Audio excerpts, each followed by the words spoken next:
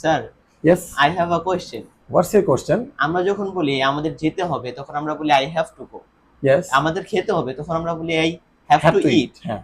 কিন্তু আমাদের খেতে হয়, যেতে হয়, ওই সময় আমরা কি বলবো? ও আচ্ছা, চলো এটা আমরা একসাথে শিখি। Let's learn together.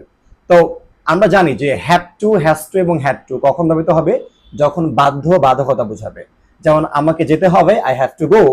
আমাকে করতে হবে, আই হ্যাভ টু ডু। আমাকে খেতে হবে, আই হ্যাভ টু ইট। আমাকে পড়তে হবে, আই হ্যাভ টু রিড। কিন্তু আমরা যদি এভাবে বলি যে আমাকে করতে হয়, যেতে হয়, আমাকে খেতে হয়, লাস্ট যদি হয় থাকে তখন কি করতে হবে? তো এই ক্ষেত্রে আমরা একটা স্ট্রাকচার ইউজ করব, সেটা হচ্ছে এম টু ইস টু এবং আর টু। কি বললাম? এম টু ইস টু এবং আর টু, এই তিনটা ইউজ করতে পারবো আমরা। ঠিক আছে, যেমন হচ্ছে ধরো আমাকে করতে হয়, তাহলে কি হবে? I am to do. বলো এবার I বলো am যে to do. আমাকে করতে হবে, তাহলে কি হবে? I have to do. I have বলে আমাকে করতে হয়, I am to do. Do. আর আমাকে যেতে হয়, I am I am to to go. Go. Yes. তারপর বলো যে আমাকে খেতে হয়, I am to eat. eat. Yes. আমাকে পড়তে হয়, I am to read. I am to read. Clear? Yes. তো এইভাবে আমরা স্ট্রাকচার সাজাতে বলতে পারি যে কোন স্ট্রাকচারে কোনটা হবে। ঠিক আছে এভরিওয়ান, আসসালামু আলাইকুম।